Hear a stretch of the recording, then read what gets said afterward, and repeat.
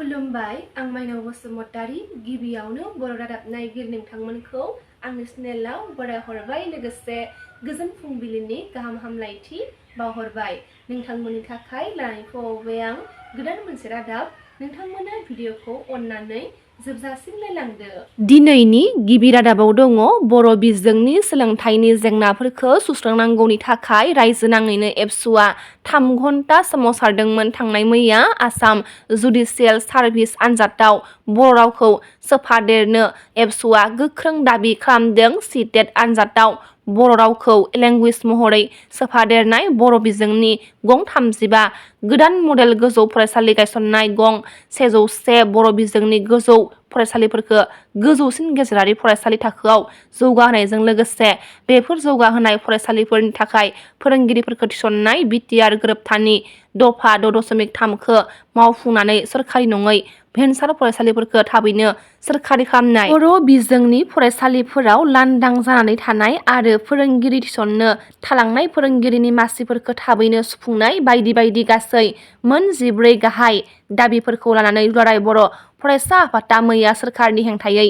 रायजो नाङैनो गोख्रों खुद्रिसारनायखौ नुनो मोननाय जादों। बेबायदिनो क'क्राझार जिल्ला एबसुआबो क'क्राझार सोहोरनि बड'फा चिलड्रेन पार्कआव खुद्रिसारनाय हाबाफारिखौ मावफुंदोंमोन। जिल्ला दखरा दालाइसा एबसुनि दैदेनगिरि सोद्रोमाफोर, जिल्ला बर' थुनलाइ आफाद, जिल्ला बर' समाज, जिल्ला दुलाराय बर' हारिमु आफाद बायदि बायदि बर'नि माहारियारि आफादफोरनि दैदेनगिरिफोरजों लोगोसे गुबुन गुबुन हारि माहारिनि आफादफोरनि दैदेनगिरिफोराबो बे सोमावसारनायाव बाहागो लादोंमोन। क'क्राझार जिल्लानि सिम्बोरगावआव दुरामारियाव दुंहाव थासारि सोमजिनायखौ नुनो मोननाय जादों। क'क्राझार जिल्लानि दुरामारियाव माखासे रागा जोंनाय सुबुंफोरा गं 5 न'फोरखौ सावना होदों। हेकाइपारा गामिनि शाहजाहान शेख, मइदुल शेख, सानवार शेख, आमजाद आली, सुरमान आली आरो असद आली अकन्दनि न'फोराव अर सावना होदों होनना मिथिनो मोननाय जादों। जायगानि सुबुंफोरा अजद होदों दि मुंख'नाय सुबुंफोरा गोबां समफोराव मोसौ खावनानै गामि आरो ओनसोलखौ बदनाम खालामगासिनो दङमोन। बेनिखायनो गोबां गामिनि सुबुंफोरा ज' जानानै बिसोरनि न'फोरखौ सावनाय जादों होनना फोरमायथियो। जाथायथिलियाव पुलिसा नुजाथियो आरो थासारिखौ सामलायो होनना मिथिनो मोनदों। थाखो 9 आरो थाखो 10 नि फरायसाफोरखौ लानानै थांनाय 15 दिसेम्बर खालारखालि दुलाराय बर' फरायसा आफादजों खुंफुंजानाय गुथि मिरु रोंगौसा सायख' आनजाद 2024 नि फिथाइखौ मैया गाहाय मावखुलि बड'फा हाउसआव दुलाराय बर' फरायसा आफादनि सोलोंथाइ नेहाथारि सोमावसार बसुमतारिया मोनसे खौरां मेलनि गेजेरजों फोसावनानै होबाय।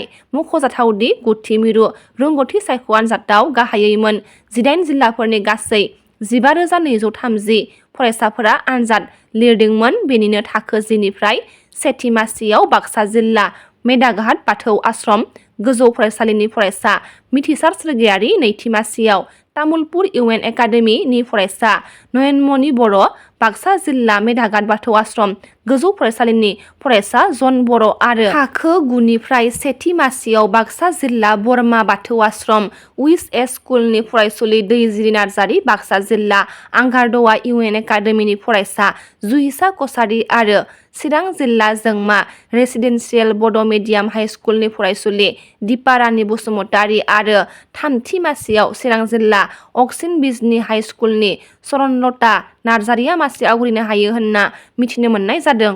गसाइगावआव बिपिएफ दोलोननि 6थि टेरिनियेल कनफारेन्स खुंफुंदों। गसाइगाव जिल्ला इउथ बिपिएफ, उमेन बिपिएफ, बिएसइउएन अल सेल्सनि बानजायनायाव गसाइगाव एनएजिबिटि नि साखाथियाव थानाय गान्धीनगर गेलेग्रा फोथाराव मैया सानसेनि मेहेरगोनां हाबाफारि लानानै गसाइगाव जिल्ला बिपिएफनि 6थि टेरिनियेल कनफारेन्स खुंफुंदों। बे हाबाफारियावनो गाहाय आलासि महरै नुजाथिफैदोंमोन बिटिसिनि बारग' चिफ हाग्रामा महिलारि बिथाङा। लोगोसे गसाइगाव जिल्ला बिपिएफनि गोबां दैदेनगिरिफोराबो बाहागो लाफैदोंमोन आरो गसाइगाव ओनसोलनि गोबां रायजो राजाफोराबो बाहागो लाफैनायखौ नुनो मोननाय जादों। बड'लेण्डनि सिमाया दासिम थि जायैयाव सनितपुर बिस्वनाथनि जेंनाया सुस्रांजायैनि थाखाय गामिफोरखौ लाफानो हायाखै होनना बिस्वजित दैमारि बिथाङा फोरमायथिदों। एबसुआ जेब्लायबो बर' हारिनि जेंनाखौ लानानै सोमावसारबोबाय थादों। सोमावसारनायनि गेजेरजोंनो गोरोबथायाबो जाबोदों। लोगोसे माखासे खामानिफोराबो मावफुंजादों। दायो सोरखारजों माखासे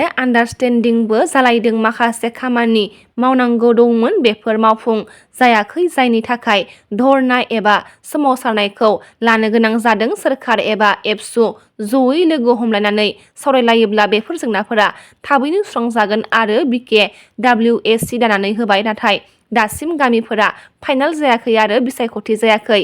गुबुन गुबुन राभा हासं मिसिंफोरनि बायदि खामानि मावनो हायै जानायखौ थाबैनो सुस्रांनांगौब्ला खौसे जानानै जयै सोरखारजों सावरायनाया गोनां। बेजों लोगोसे बड'लेण्ड सिमाया दासिम थि जायैयाव सनितपुर बिस्वनाथनि जेंनाया सुस्रांजायैनि थाखाय गामिफोरखौ लाफानो हायाखै होनना फोरमायथिनायखौ नुनो मोननाय जादों।